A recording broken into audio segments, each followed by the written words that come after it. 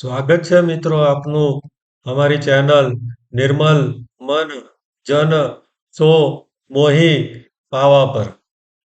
આપણે અત્યાર સુધીમાં જોયું કે ક્રોધ શું છે, ક્રોધના દોષ, ક્રોધના કારણો, ક્રોધ પર નિયંત્રણના ઉપાય.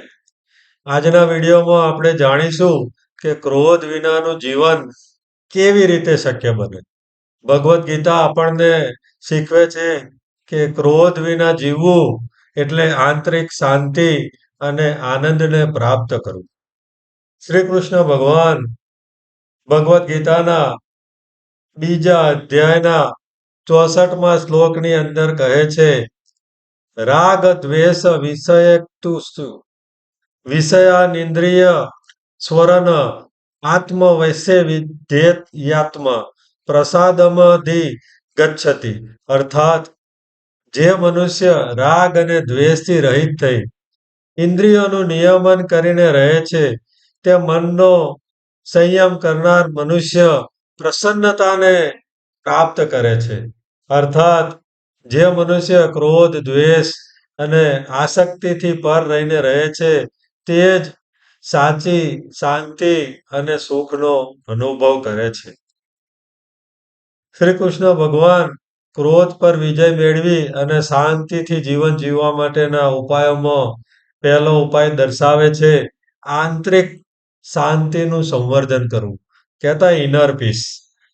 અધ્યાય 6ના 7મા શ્લોકની અંદર કહે છે, જીતાત્મનઃ પ્રશાંતસ્ય પરમાત્મા સમાહિતઃ શીતોષ્ણ સુખ દુઃખેષુ તથા માનાપમાનયોઃ. અર્થાત જેનું મન જીતેલું છે તે હંમેશા શાંત રહે છે, તેવા મનુષ્યને શીત, ઉષ્ણ, સુખ, દુઃખ, માન, અપમાનમાં એકતા રહે છે. તો જીવનમાં શાંતિ માટે ગમે તેવા સુખ આવે, દુઃખ આવે, માન થાય, અપમાન થાય, પણ તમે એકતા, જો મન પર તમારો કંટ્રોલ હશે, તમારી ઇનર પીસ હશે, તો તમે ખૂબ જ શાંતિથી જીવન જીવી શકશો. ક્રોધ વિનાનું જીવન મેળવવા માટે મનની શાંતિ જરૂરી છે. જો મન જીતેલું હોય તો પરિસ્થિતિ ગમે તેટલી વિકટ હશે, તો પણ તમે શાંતિ જાળવી શકશો. શ્રી કૃષ્ણ ભગવાન બીજો ઉપાય દર્શાવે છે, પ્રેમ અને કરુણાનું આચરણ. કહેતા practice of love and compassion. Shri Krishna ભગવાન ગીતાના 12મા અધ્યાયના 13મા શ્લોકની અંદર કહે છે, અદ્વેષ્ટા સર્વભૂતાનામ મૈત્રઃ કરુણ એવ ચ નિર્મમો નિરહંકાર સમ દુઃખ સુખ ક્ષમી. કહેતા જે મનુષ્ય બધા પ્રાણીઓ પ્રત્યે દ્વેષ રહિત, મિત્ર ભાવવાળો, કરુણાવાળો, મમતા રહિત, અહંકાર વિહીન, સુખ દુઃખમાં ક્ષમ અને ક્ષમાશીલ હોય, એ જ મારો ભક્ત છે. કહેતા જ્યાં પ્રેમ અને કરુણા જ્યાં છે, ત્યાં ક્રોધનું ક્યારેય સ્થાન નથી. બીજાની ભૂલોને ક્ષમા કરવી એ જ જીવનની સરળતાનો એક મંત્ર છે. તો જેમ તમે પ્રેમ અને કરુણા વેડાવશો, બીજાની ભૂલોને ક્ષમા કરશો, તેમ તમારા જીવનની અંદરથી ક્રોધ એ અવશ્ય દૂર થતો જશે. ભગવાન ત્રીજો ઉપાય દર્શાવે છે, ભક્તિમાં સ્થિરતા. Steadfast in ડિવોટેશન્સ.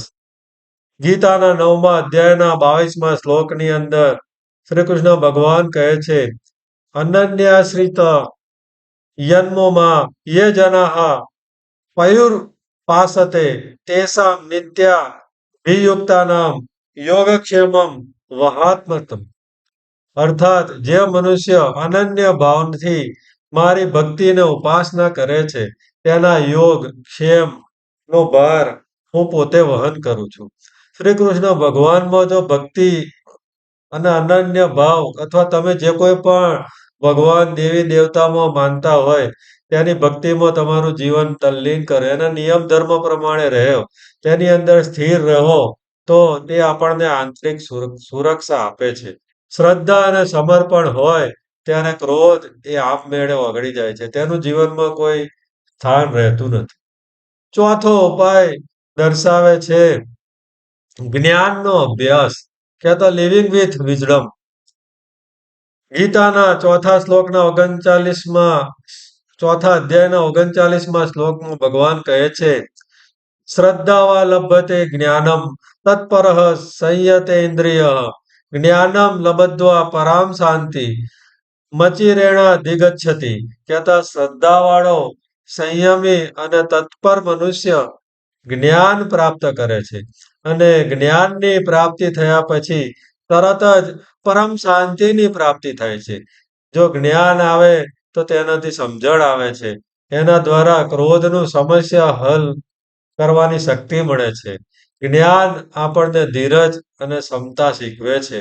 તો આપણે જો દરેક પરિસ્થિતિમાં જ્ઞાનથી એનો વિચાર કરીશું, શ્રદ્ધાથી વિચાર કરીશું, ભક્તિથી વિચાર કરીશું, તો જીવનમાં શાંતિ રહેશે અને ક્રોધનું સ્થાન જીવનમાં રહેશે જ નહીં. શ્રી કૃષ્ણ ભગવાન 5મો ઉપાય દર્શાવે છે, સમર્પણ અને સ્વીકાર. કહેતા સરેન્ડર એન્ડ એક્સેપ્ટન્સ.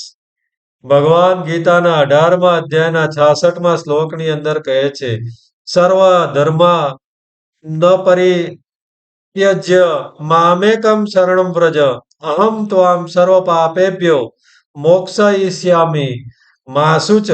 કહેતા બધા ધર્મોનો ત્યાગ કરીને માત્ર મારી શરણમાં આવ.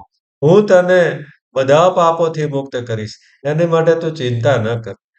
જ્યારે આપણે ભગવાનને સમર્પિત થઈએ છીએ, ત્યારે જીવનમાં ગુસ્સો, અહંકાર કે અશાંતિ રહેતી નથી. સ્વીકાર, ભગવાનનો સ્વીકાર આપણને જીવનમાં શાંતિ અર્પે છે.